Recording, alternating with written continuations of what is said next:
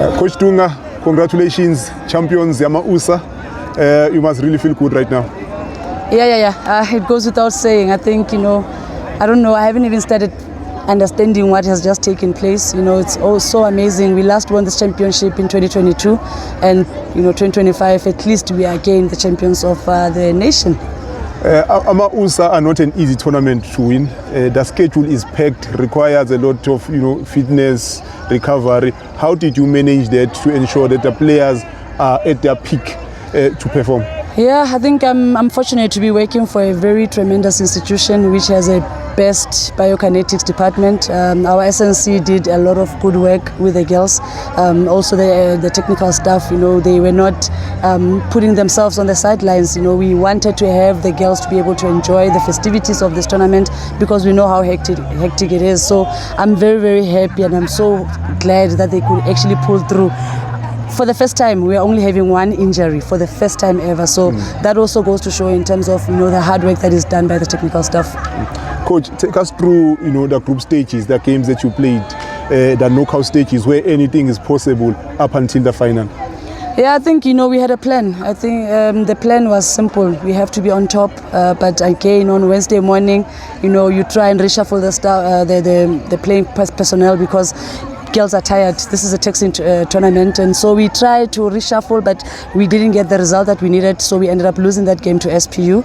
But good game for us to lose because at least we didn't miss out on qualifying for Varsity Cup 2026 and also going further to the quarterfinals. I think for most of them, I just kept on reminding them that the tournament is not done, and even for myself as well. You still have to face a tremendous team like UWC and fight against them and actually take it to the penalties and win there. And also again today, with the TUT, it was not an easy game. I know the scoreline says something else, but really it was not an easy game. But we are really, really fortunate and thankful for having won it.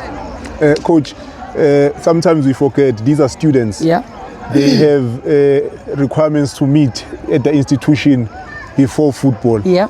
So finding that balance is often very difficult. How do you do that, knowing that the number of competitions that UJ play, as we speak, are champions of the Engine Champ of Champs, Gauteng Engine Knockout Challenge. Yeah. All those tournaments, you are excelling, we are winning, but there's also school. How do you manage the balance?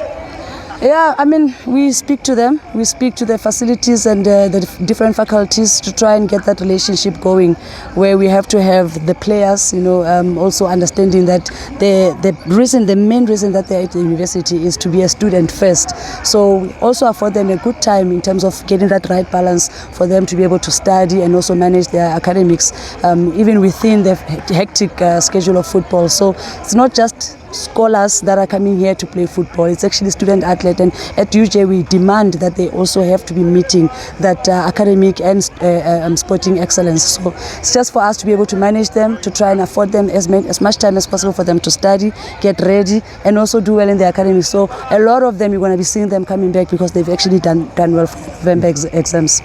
Coach, you are a student of the game yourself. I'm aware a few weeks ago you were attending a course, constantly upgrading, constantly improving yourself.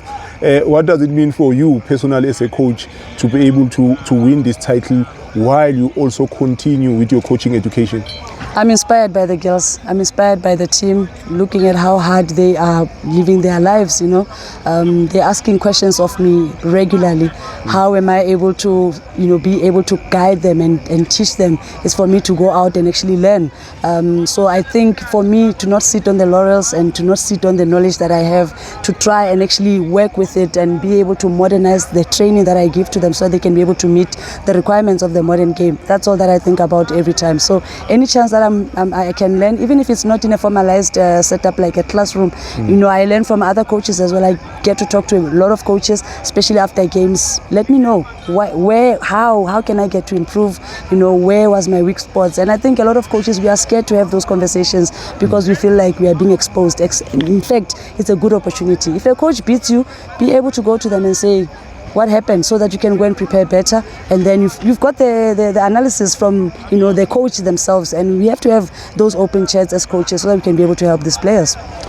Coach, I'm sure the VC is smiling wherever he is. I hope so. Celebrating 20 years of the institution, and you are bringing home the trophy. I hope so. I hope this is a fitting birthday gift for the University of Johannesburg for 20 years.